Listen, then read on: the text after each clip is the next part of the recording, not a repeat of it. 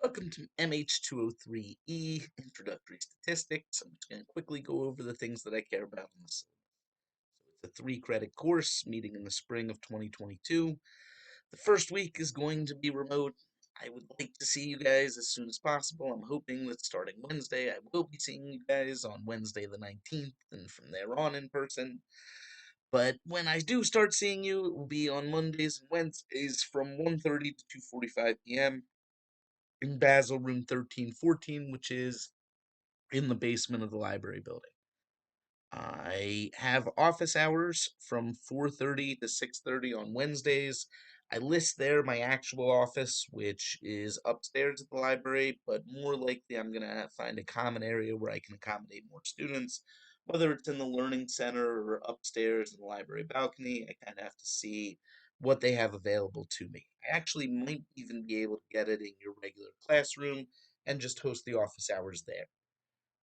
Whatever the case, I will definitely have that time available too, where I'll be on campus ready to help with any questions. The required student resources, you do not need to buy anything. Your tuition to Manor College includes a subscription to Cengage Unlimited, which is where everything is housed for the course. So you'll have access to the ebook, which has every page of the actual book viewable on a computer. You also have access to the online homework. If you do want a print copy of the book, it's listed here. You can get it through Cengage fairly cheap because you already have paid for Cengage Unlimited. So if you do want a print copy of the book, talk to me. I can show you how that's done. But really, I recommend just using the ebook and pretty much everything that you need to know I present in the course. For calculators, I recommend if this is the highest level of math you think you'll be doing, which is true for a lot of degrees, then the TI 30X2S is the best bargain. It only costs about 20 bucks. Um, if you are moving on and might be doing Stat 2 for your degree or might be doing calculus, it would be better to get used to a graphing calculator like the TI 83 or the equivalent. I am pretty good with any calculator that you have, can help you through it, but if you don't have one, this is my recommendation. You do need one key button, which is a stat button, which lets you do permutations and combinations. I can show you where it is on most calculators, but if your calculator doesn't have it, there will be a section that you are unable to do in this course. You definitely cannot do the course with a phone calculator. You'll be taking tests in person. I don't let anybody use their phone as a calculator on the test. I do have TI 30X2Ss that I can loan out. You can take them out.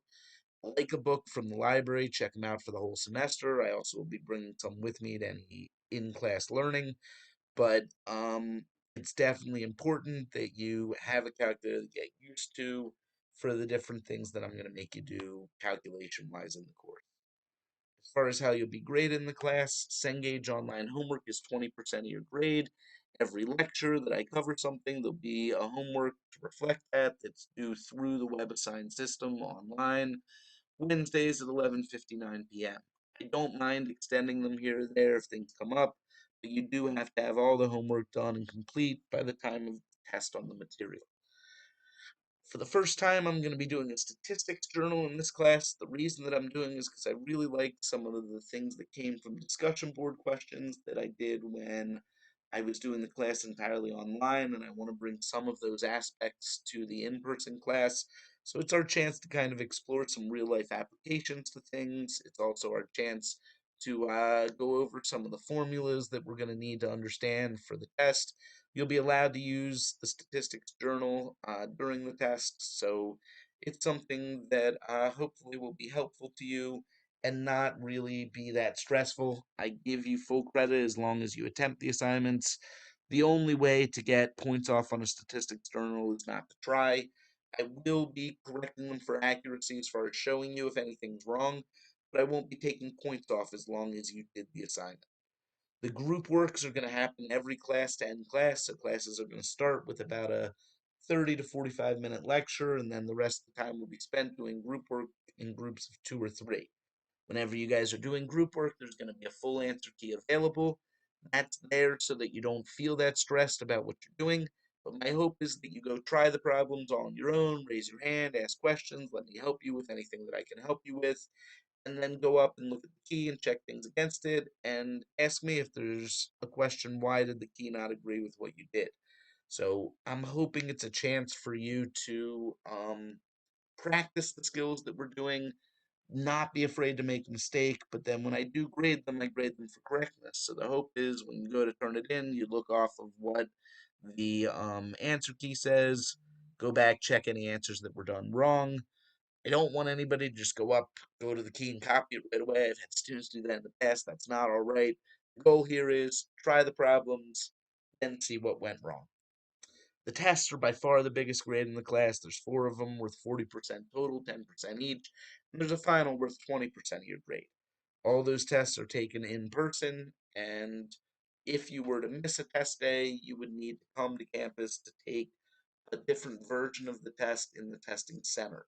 Anybody who misses a test day, I'll have to initially put it in as a 0 in the grade, and then I'll put in the made up grade once you have taken the alternate version. Final, there is no alternate version because the final occurs on the last day of the class, and then I need to go and put in the grades the next day. So if for any reason you can't make the final, I need to know right away. I need to be able to either see if you can ask for a medical incomplete or something like that, or basically figure out a way to make sure that you don't lose 20% of the grade in the class. My hope is that everybody can be there the day of the final, and I will do my best to work with you if something does come up. So that tells us what the total grade is. All these things are put into the Canvas grade book, whatever Canvas tells me you get. I look at what these grades are and I issue the grade accordingly. Do not give a better grade to a student because I like them more than some other student. I do not give extra credit. Whatever the number is the grade that you get in the class. Attendance policy is going to be pretty weird, especially at the start here. I'm going to try and give credit to any students that are doing the work.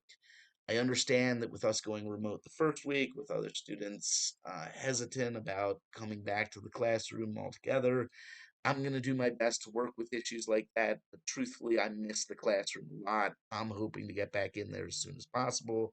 I'm really hoping next Wednesday to see you guys' faces. So once we are coming to class regularly, I hope you'll come. I hope you'll get the benefit of the group work. The only times I'm really going to absolutely require you to come in to be marked present is on a test day. It is not okay to not be there for a test day. Those days are going to be ones where you cannot do the course async. Every day in the class is laid out here on the syllabus. So this calendar at the bottom tells you what we're doing each day, what's due each day. There's three columns here. This first column is basically what sections we're going over. The second column is everything that's due, whether it's through Canvas or through WebAssign. And then the third column here, extra practice problems, um, basically is problems that I used to assign to in-person students instead of doing the online homework.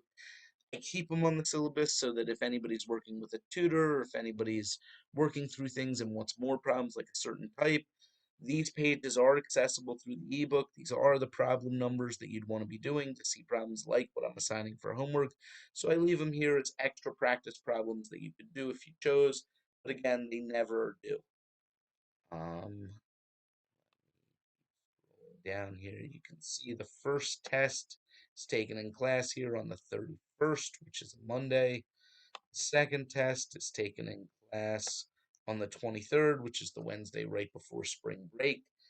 Spring break, there is no class, there's nothing due, but I do open up things that are due directly after spring break a little early if you want to get a head start on any of it. The third test is going to be March 23rd. The fourth test is April 13th. April 20th is the final exam review session, and then the actual final exam, I believe, is taken on the 27th. That is subject to change. I basically need to get for in-person classes a schedule from the college that usually comes out a little later in the semester. So as soon as I know that date and time for the final exam, I'll absolutely report it to you. But as of right now, just know that it'll occur on the 27th. If you have any questions about anything I went over, anything in the class in general, please don't hesitate to ask me by email, or hopefully when I see you in person, you'll get a chance to ask any questions. Please continue to work through these initial first week activities, get used to how the course is structured, and I look forward to seeing you soon.